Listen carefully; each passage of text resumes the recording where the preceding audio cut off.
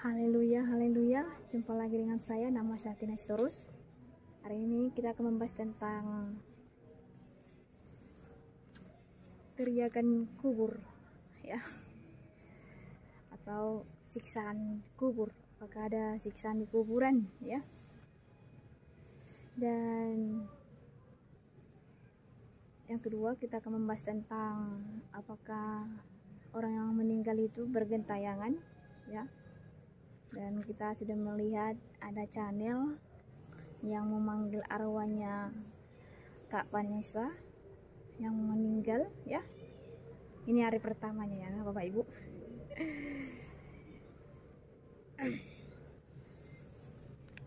Ini hari pertama dikubur Bapak Ibu, ya. Jadi hari pertama inilah yang muncul, ya kan.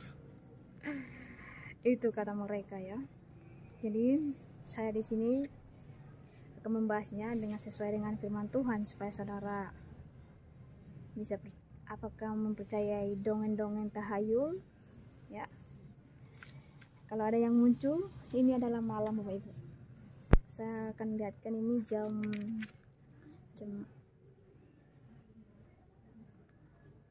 sorry ini udah malam, larut malam, ya. Apakah ada yang muncul? Kalau ada yang muncul, tolong di komen, ya. Kalau saya tidak bisa melihat, kalau Tuhan tidak kasih, ya. Jadi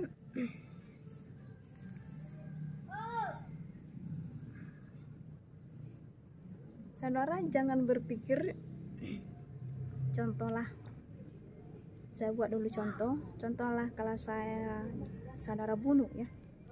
Kalau saudara membunuh saya, roh saya itu tidak membalas dendam Bapak Ibu, ya.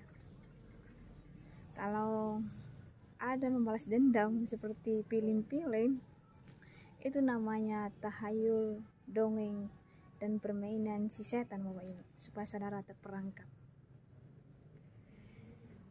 Mari kita masuk ke firman Tuhan supaya saudara percaya, ya. Mari kita buka Kejadian 4 ayat 8 sampai 12. Beginilah firman Tuhan, katanya, Kain kepada Habil, adiknya, marilah kita pergi ke padang. Ketika mereka ada di padang, tiba-tiba Kain memukul Habil adiknya itu, lalu membunuh dia. Firman Tuhan kepada Kain, di mana Habilmu adikmu itu? Jawabnya, aku tidak tahu. Apakah aku penjaga adikku? Firman-Nya, apakah yang telah kau perbuat ini? Darah adikmu itu berteriak kepadaku dari tanah. Jadi Bapak Ibu, pembalasan itu bukan hak kita. Kalau ada orang lain membunuh saudara, ya, roh saudara itu tidak datang untuk membalas dendam atau berbicara kepada orang yang membunuhnya, hei, kamu itu membunuh saya, ya, sekarang aku cekek kau, ya. Bukan gitu, ya. Itu film Bapak Ibu, ya. Jangan saudara tertipu oleh film-film yang nonsen itu semuanya. Jadi pembalasan itu ada haknya Tuhan Bapak Ibu. Tuhanlah yang membalasnya Bapak Ibu. Apa yang terjadi Bapak Ibu? Mari kita baca lagi. Maka sekarang terkutuklah engkau, terbuang jauh dari tanah yang mengganggakan mulutnya untuk menerima darah adikmu itu dari tanganmu.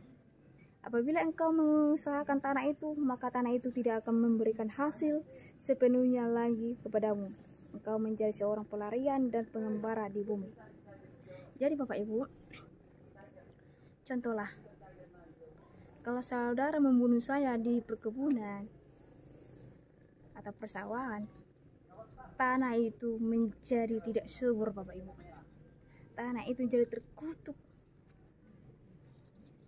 karena mengandung panas Bapak Ibu. Jadi kalau saudara membunuh saya di dalam rumah atau di sebuah gedung, rumah itu menjadi angker. Kenapa Bapak Ibu angker? Karena hawanya panas Bapak Ibu. Terkutuk rumah itu Bapak Ibu, ya. Makanya saudaraku, kasih dalam Tuhan Yesus Kristus, kita bisa merasakan kehadiran setan. Tidak semua bisa orang melihat setan Bapak Ibu, ya. Kita bisa merasakan kehadirannya, ya, seperti malam hari ini. Apakah ada yang muncul, ya kan? Jadi Contoh Bapak Ibu, kalau saudara mati di luar Tuhan, contohlah, kalau saudara mati di luar Tuhan, saudara tidak ada penyiksaan di alam kubur. Saudara jangan dikabuli oleh film-film yang aneh-aneh Bapak Ibu ya. Kalau film di Indonesia kan, kalau mati orang jahat itu mati kan, tanahnya menolak Bapak Ibu ya, nggak bisa dikubur Bapak Ibu ya. Itu salah Bapak Ibu ya. Kalau saudara mati di dalam Tuhan atau di luar Tuhan, penyiksaan Bapak Ibu tidak ada di alam kubur. Contohnya saudara punya ilmu perdukunan atau bego ganjang ya. Kalau saudara mati di luar Tuhan, saudara tidak disiksa Bapak Ibu di alam kubur. Ya. Tuhan sudah kasih tempat yang terbaik buat saudara. Kalau saudara mati di luar Tuhan ada tempatnya, mati di dalam Tuhan ada tempatnya Bapak Ibu. Tetapi di dalam penantian yang mati di luar Tuhan atau alam maut namanya Bapak Ibu, kalau di Alkitab itu namanya alam maut. Kalau di alam maut itu tidak ada penyiksaan, tapi ratapan, gertakan gigi Bapak Ibu, teriakan, karena sudah merasakan hawa panas itu Bapak Ibu. Contohlah seperti perumpamaan orang Lazarus yang miskin dan orang kaya Bapak Ibu ya. Seorang orang kaya itu berteriak karena merasakan kepanasan ya. Mari kita baca dulu Bapak Ibu Ayub 7 ayat 8 sampai 10. Seperti inilah firman Tuhan. Orang yang memandang aku tidak akan melihat aku lagi, sementara engkau memandang aku. Aku tidak ada lagi sebagaimana awan lenyap dan melayang hilang. Demikian juga orang yang turun ke dalam dunia orang mati tidak akan muncul kembali. Ia tidak lagi kembali ke rumahnya dan tidak dikenalnya lagi oleh tempat tinggalnya. Jadi Bapak Ibu, kalau ada orang yang meninggal Bapak Ibu, kan ada yang bertanya nih, Tuhan Yesus itu meninggal 40 hari, dia datang atau bergentayangan, lagi saya bilang bergentayangan di muka bumi. Apakah manusia juga seperti itu? Ya kan? Jadi saya akan berbicara dengan saudara.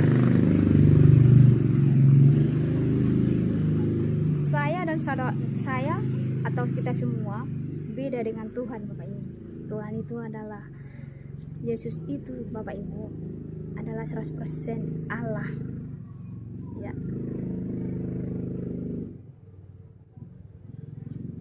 Kalau kita Bapak Ibu mati Bapak Ibu ya. Contohlah kalau saya mati Bapak Ibu. Kita ini memiliki 3 unsur Bapak Ibu. 3 unsur.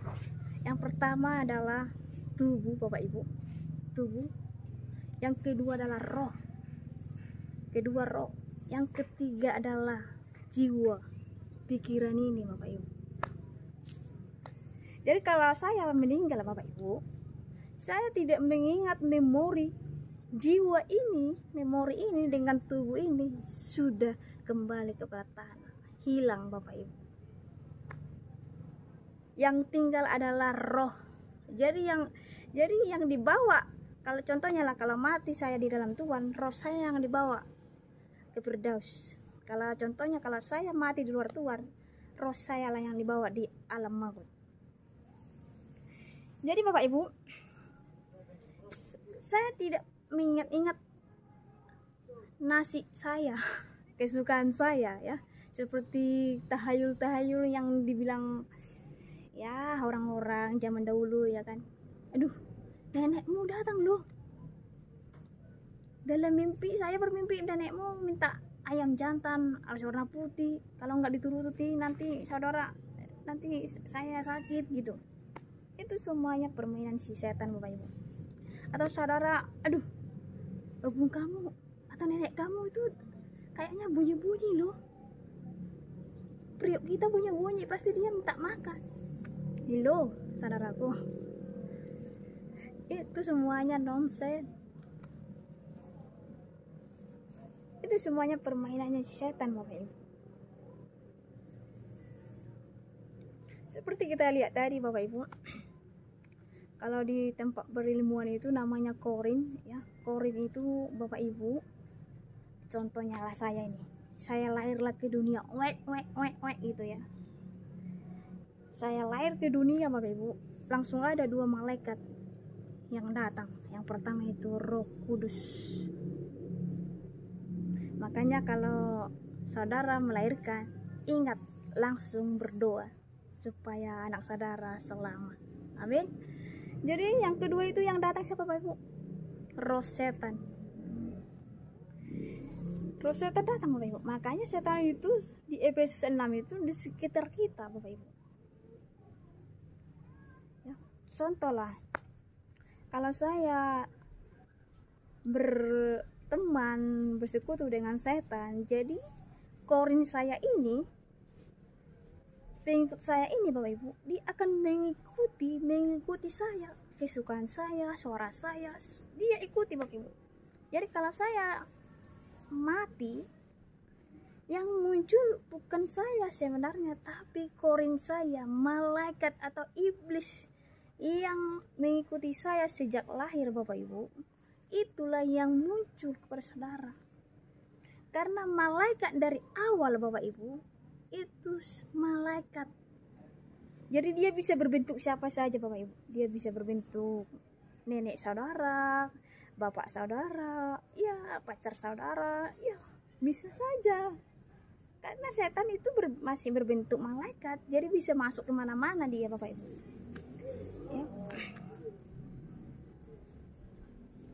Dan saudara jangan pikir bahwa orang yang meninggal itu masih mengingat memori-memori dulu ya. Seperti di sini, dan dia tidak mengingat rumah saudara lagi. Mari kita baca lagi Bapak Ibu, Pengkhotbah 9 ayat 5 sampai 6. Ya. Pengkhotbah 9 ayat 5 sampai 6 seperti inilah firman Tuhan. Karena orang-orang yang hidup tahu bahwa mereka akan mati, tetapi orang yang mati tak tahu apa-apa. Tetapi orang yang mati tak tahu apa-apa. Tak ada upah lagi bagi mereka. Bahkan kenangan kepada mereka sudah lenyap. Kenangan Bapak Ibu, ya. Benar yang saya katakan tadi. Kenangan, memori, jiwanya sudah mati Bapak Ibu. Baik kasih mereka maupun kebencian dan kecemburuan mereka sudah lama hilang dan untuk selama-lamanya. Tak ada lagi kebahagiaan mereka dalam segala sesuatu yang terjadi di bawah matahari. Jadi orang yang mati Bapak Ibu, dia tidak bisa lagi, gak ada apa-apanya lagi Bapak Ibu, gak bisa lagi bermanfaat.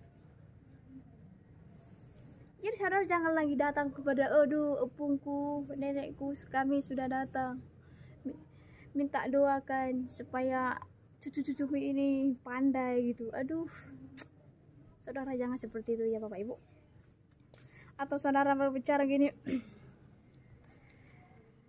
kalau saudara meninggal, memori saudara tidak mengingat apa lagi Bapak Ibu. Semua sudah terhapus, sudah hilang Bapak Ibu. Saudara, kecemburuan saudara, emosi saudara, semuanya itu tidak ada lagi. Mari kita baca Bapak Ibu Lukas 16 ayat 22 sampai 23 seperti inilah firman Tuhan. Kemudian matilah orang miskin itu lalu dibawa oleh malaikat-malaikat ke pangkuan Abraham. Ini yang tadi ya, supaya saudara bisa percaya. Orang kaya itu juga mati lalu dikubur, dan sementara ia menderita sengsara di alam maut, ia memandang ke atas dan dari jauh dilihatnya Abraham dan Lazarus duduk di pangkuannya. Selain daripada itu di antara kami dan engkau terbentang jurang yang tak terseberangi, supaya mereka yang mau pergi dari sini kepadamu ataupun mereka yang mau datang dari situ kepada kami tidak dapat menyeberang. Kata orang itu, kalau demikian kamu minta kepadamu Bapa supaya engkau menyuruh dia ke rumah ayahku, sebab masih ada 5 orang saudaraku, supaya ia memperingati mereka dengan sungguh-sungguh, agar mereka jangan masuk kelak ke dalam tempat penderitaan ini. Tetapi kata Abraham, ada pada mereka kesaksian Musa dan para nabi, baiklah mereka mendengarkan kesaksian itu. Jawab orang itu, tidak Bapak Abraham, tetapi jika ada seorang yang datang dari antara orang mati kepada mereka, mereka akan bertobat. Kata Abraham kepadanya, Jika mereka tidak mendengarkan kesaksian Musa dan para nabi, mereka tidak juga akan mau diyakinkan, sekalipun oleh seorang yang bangkit dari antara orang mati. Jadi Bapak Ibu, kalau nenek saudara meninggal, dia datang memberitakan sesuatu yang wow, ya, saudara jangan percaya. Karena Tuhan sudah jelas-jelas berbicara. Tidak ada lagi hubungan orang yang mati kepada orang yang hidup. Sudah dipisahkan Bapak Ibu. Tidak ada tangga, saudaraku, untuk supaya bisa lewat, ya, lalu lalang Bapak Ibu, ya. Sudah ada jarak memisahkan. Surga dan neraka itu Bapak Ibu sudah ada yang memisahkan. Ya, saudara nggak bisa bawa tangga, dibawa tangga supaya bisa jalan-jalan, ya kan? Nggak ada Bapak Ibu, sudah ada dibuat tembok. Jadi orang yang meninggal dengan orang yang hidup sudah Tuhan kasih pemisahan. Temboknya sudah ada Bapak Ibu. Ya saudara jangan tinggi hayalannya bahwa orang meninggal itu akan bisa datang membawa kabar sukacita, membawa damai sejahtera. Tidak Bapak Ibu. Aduh datang lemburuku bah. Datang lemburuku dibuatnya ini supaya saya sehat. Jadi aku harus makan ini, makan itu. Aduh, udahlah Bapak Ibu. Itu omong kosong semua, itu semua permainan si setan Bapak Ibu. Setan ini Bapak Ibu, dia pandai untuk mempermainkan saudara supaya saudara bisa terperangkap kepada dia. Makanya Bapak Ibu, kenapa banyak kali ya kita lihat di YouTube Bapak Ibu pemanggilan arwah, ya.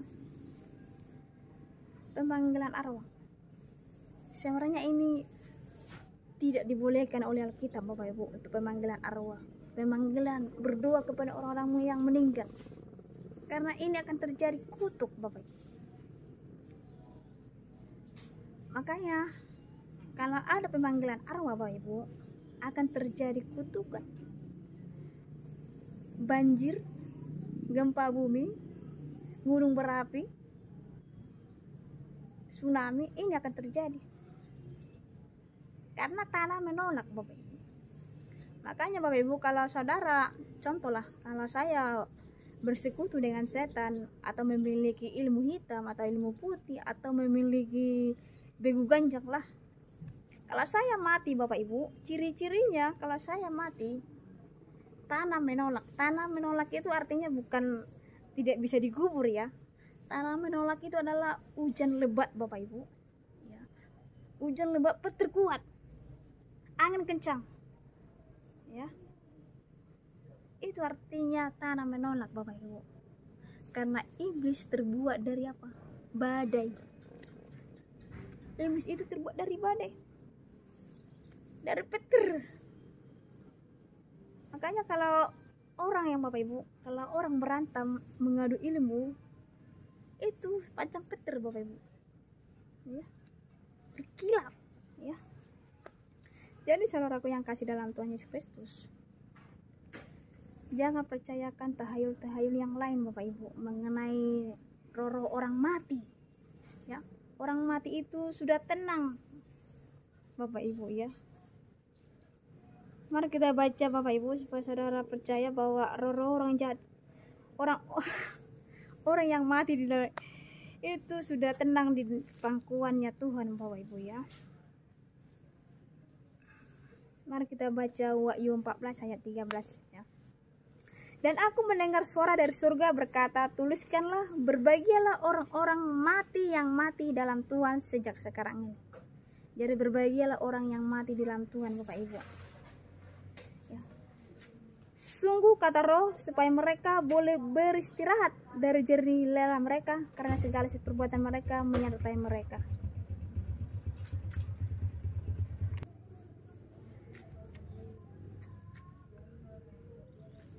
Jadi supaya mereka boleh beristirahat dari jerih lelah mereka, karena segala perbuatan mereka menyertai mereka, ya. Kita baca lagi Bapak Ibu 1 Tesalonika 4 ayat 14. Karena jikalau kita percaya bahwa Yesus telah mati dan telah bangkit, maka kita percaya juga bahwa mereka yang telah meninggal dalam Yesus akan dikumpulkan Allah bersama-sama dengan Dia. Inilah ayat terakhir Bapak Ibu. Tuhan sudah mengumpulkan kita. Jadi contohnya ya, kalau saya mati hari ini, ya saya tidak bergentayangan Bapak Ibu untuk mencari ikan, untuk ya memasak. Enggak Bapak Ibu ya. Atau jualan ya. Enggak Bapak Ibu. Ya, roh saya tidak seperti itu Bapak Ibu. Tapi apa kata Tuhan?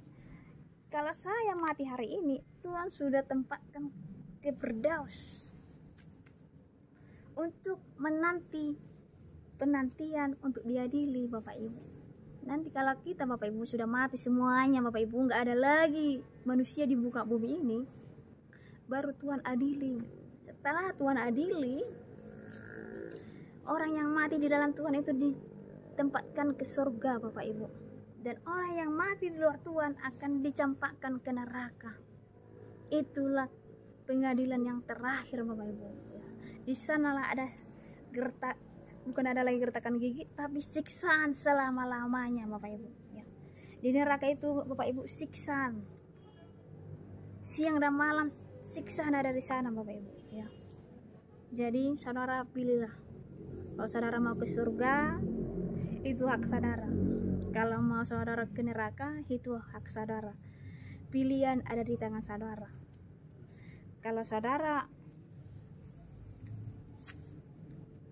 sudah mendengar firman Tuhan, tetapi saudara menolaknya, berarti keselamatan tidak ada di dalam saudara. Tapi kalau saudara mendengarkan, kalau ada orang yang berkhotbah kepada saudara, siapapun dia Bapak Ibu, kalau dia memberitakan Injil kebenaran, kalau saudara menerimanya, saudara akan masuk surga Bapak Ibu. Karena itu Bapak Ibu, semoga yang menonton channel saya ini, supaya kita berjumpa nanti Bapak Ibu di surga Bapak Ibu ya.